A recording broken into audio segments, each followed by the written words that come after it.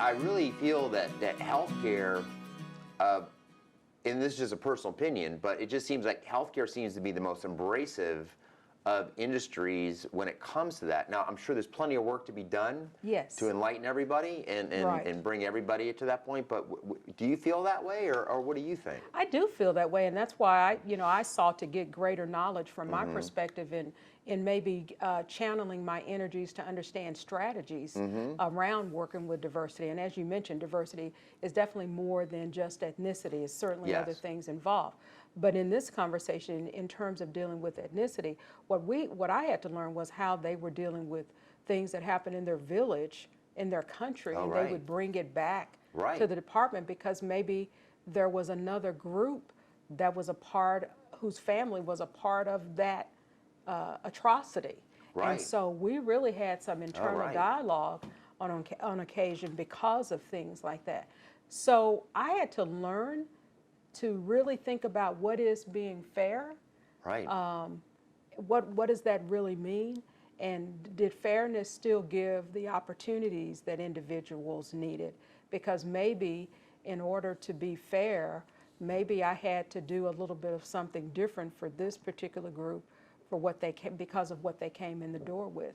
But food service is an industry in which you can come in and not have any experience, and we can have you washing dishes, right? Right. We can wash a few pots and pans. Right. And because you're there 8, 12 hours a day, you're washing pots and pans, but maybe you're seeing the cooks chop things. And before you know it, we show you how to cut an onion. We show you how to do some things. Right. And then, there are many stories, many success stories by which the pot washer has been able to come up and learn how to cook. I think you might know something about that, Greg, and to be able to really grow into a position. And I just think that, to me, that's an American story. I couldn't agree with you more on that. So would you say it boils? I mean, to me, a lot of what we're talking about here is really just having empathy to the people that we work with and realize that we don't all come from, some little suburb of America. We might come from, different places, urban areas, rural areas, other countries, and that empathy aspect is just so important.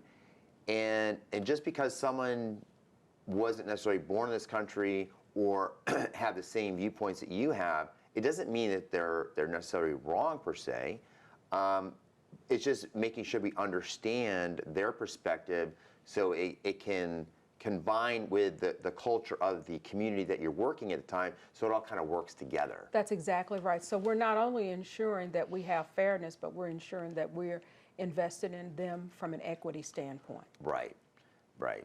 No, I think it's very interesting. Tell me a little bit more about the course. You took a course at Cornell University on diversity itself. Is that correct? Yes, and I'm actually still in class, by the way. Oh, okay. I'm now in the midst of taking an advanced certificate, obtaining an advanced certificate with diversity, equity, and inclusion with Cornell University. And so it is leaders from across the country. A lot of them are chief diversity officers or individuals such as I who are on diversity teams for their organizations. I'm on the diversity and inclusion team even for the Academy of Nutrition and Dietetics. Oh, by very the way. nice. And so it is an eye-opening experience. Is that right? For a conversation that could have been uncomfortable. Right. But because of that experience, I have become more comfortable with having the conversation. Right. And one of the examples that I often like to talk about that I've learned with Cornell is there was a conversation about privilege, and that's a hot topic these Yes, it days. is.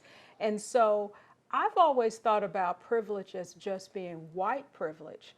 But there was a questionnaire that was given to us, and one of the statements that I really like to focus on is, do you put pictures of your family members or anyone from your family in your office?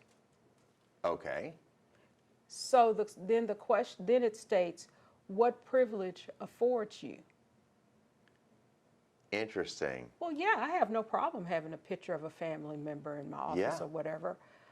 But there are times in which individuals have not wanted to place family members in their offices because of how it could be perceived with the type of family members they Oh, have. no kidding. That's a Like a mixed race or Yes. or you know, wearing some sort of garb, religious Yes. garb or Or whatever. gender identity. No kidding. So that's a privilege, Greg. Isn't that interesting?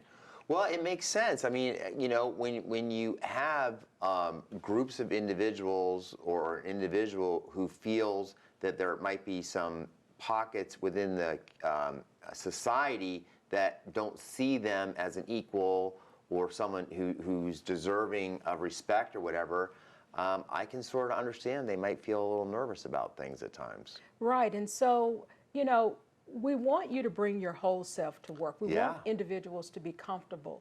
So from an empathetic standpoint, I want my team members to feel comfortable Right. and to bring their whole selves to work and to feel engaged in the job that they do and to feel proud Right. of what they produce daily, right? That's right. But from a business standpoint, I also want to make sure that we're able to produce quality food Right. for our residents and our patients, to make them feel good, to feel like the patients and residents have great satisfaction in the food in which they are consuming on a daily basis, Wow. and then also for our team members. So, but if we do all of that, our company makes money. Well, I mean, I think this is a great conversation and obviously very timely. And it's great to know that, you know, I have the privilege of working with so many people now in these big companies who are really putting a lot of emphasis on this. And again, you know, there was a little bit of ignorance on my side of things because, like I said, for 40 years, I've worked with so many different groups and exposed to so many things. You just don't really, personally, I'm saying I don't think a lot about it. But at the same time, as I've gotten older, I also recognize now when you hear some of the dialogues that come out of the media or social media and things like that, yeah, there are groups or there's individuals, you can see why they don't feel welcome. Right. And it kind of breaks your heart. Right, right. But I think we're having the conversation today. Yes. I think it's a difference is being made, Yes. particularly as we look at the labor force today. In the Yes. world that we're in, we're looking at fairness and pay. I mean, one of the great things my organization is doing is we're increasing salaries effective January 1st. The entry-level salary will be $15 an hour. But in addition to that, we are taking care of compression as well. So many of our cooks and individuals, we're literally having conversations as I speak to let them know about raises that they will receive. So some of our individuals will be up to $20 an hour as a cook Right. because of where A living where their wage, salary right. was.